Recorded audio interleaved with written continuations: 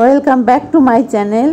আজকে একটা simple recipe তোমাদের সাথে শেয়ার করছি। আলু পনিরের নিরামিষ ঝোল, হালকা পাতলা একটা ঝোল। তো তার জন্য আমি নিয়ে নিয়েছি এখানে 300 গ্রাম পনির, মিডিয়াম সাইজের 3টে আলু। তো চলো রেসিপিটা শুরু করা যাক। এখন আমি কড়াইয়ে দিয়ে দিচ্ছি সর্ষের তেল। আমি রান্নাটা সর্ষের তেলে করব। তো দেখো এদিকে ধোঁয়া উঠে গেছে তেলে। এখন আমি পনিরগুলোকে ভেজে নেব।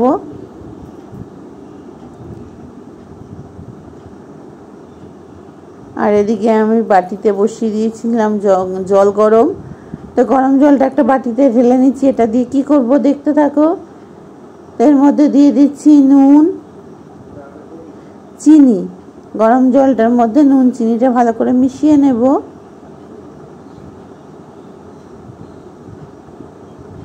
আর এদিকে পনিরগুলো দেখো প্রায় ভাজা হয়ে এসছে। তুলে নিয়ে গরম জলের মধ্যে দিয়ে দিচ্ছি। নুন চিনিটাও পনিরের মধ্যে ঢুকে যাবে আর পনিরটা খুব সফট হয় এইভাবে রান্না করলে। তো বাকি পনিরগুলো এখন ভেজে নেব এইভাবেই। তো সমস্ত পনিরগুলো ভাজা হয়ে গেছে। দেখো আমি জলের মধ্যে ভালো করে ভিজিয়ে দিয়েছি। এখন ওই তেলের মধ্যে দিয়ে দিলাম জিরে ফোড়ন আর তেজপাতা ফোড়ন। তেজপাতা ফোড়ন দিলে নাকি রান্নাটার টেস্ট ভালো হয়, নাকি এই প্রচণ্ড গরমে তরকারিটা নষ্ট কম হয়। এটা একজনের কাছে আমার শোনা কথা, আমিও সঠিক জানি না। তো তবে দেখো আলু ভাজা দিয়ে দিয়েছি। এখন নিয়ে নিয়েছি আদা, টমেটো একটা বড় সাইজের, আর কাঁচা লঙ্কা। এগুলো দিয়ে একটা পেস্ট বানিয়ে নেব। আর জিরের গুঁড়ো। এদিকে আলুতেও দিয়ে দিলাম একটু হলুদ, তাতে তাড়াতাড়ি ভাজা হয়ে যাবে। আর একটু নুনটা সামান্য পরিমাণে দেওয়া হয়েছে, কেন সেটাও বলবো তোমাদের, দেখতে থাকো। এদিকে আমি পেস্টটা তৈরি করে নেবো। মশলা তৈরি হয়ে গেছে আমার পেস্ট। আলুগুলো লাল করে প্রায় ভাজা হয়ে এসেছে। এই সময় আমি দিয়ে দেব আদা, লঙ্কা, টমেটো, জিরে যে মশলাটা করে রেখেছিলাম সেই মশলাটা দিয়ে দিলাম এর মধ্যে। পনিরটা যে জলে ভেজানো আছে এই জলটা আমি না ফেলে এটাকেই ব্যবহার করছি রান্নাতে। তো এই কারণে আমি নুনটা কম দিয়েছি, কারণ এখানে আমার নুন দেওয়া আছে। এবার এই জলটা দিয়ে ভালো করে কষিয়ে নিচ্ছি। একটু দিয়ে দিলাম কাশ্মীরি লঙ্কার গুঁড়ো, চিনি।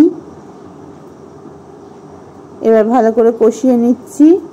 একদম সিম্পল রেসিপি, আমি কিভাবে করি সেটাই তোমাদের সাথে শেয়ার করলাম।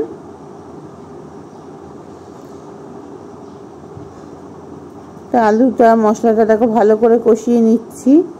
আর এতক্ষণ যারা ভিডিওটা দেখা শুরু করেছে আমার নতুন পুরনো সমস্ত বন্ধুদের অসংখ্য অসংখ্য ধন্যবাদ। একটা লাইক দিয়ে দিও।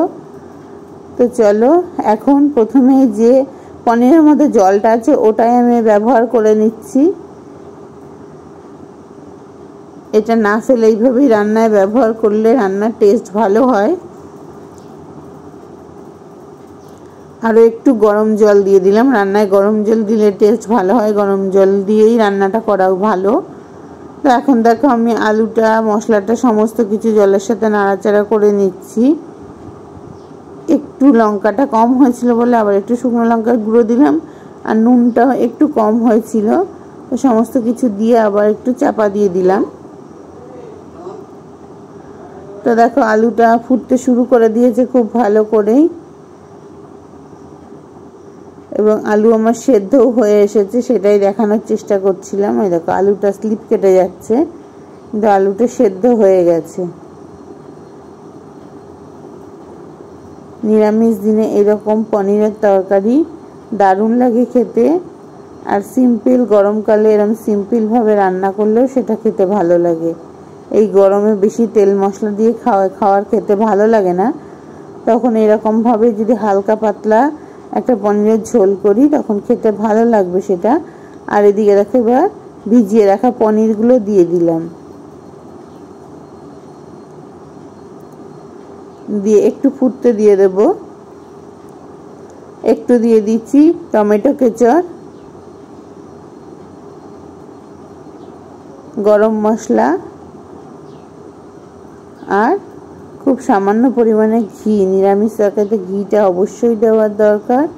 তো ঘি, এই সামান্য কিছু উপকরণ দিয়ে, ঘরে থাকা উপকরণ দিয়েই আমার রেসিপিটা একদম রেডি হয়ে গেছে। দেখো আমি এই পর্যায়ে নামিয়ে নেব। তো কোথাও যদি আমার রেসিপিটা ভালো লেগে থাকে লাইক শেয়ার সাবস্ক্রাইব করে যেও।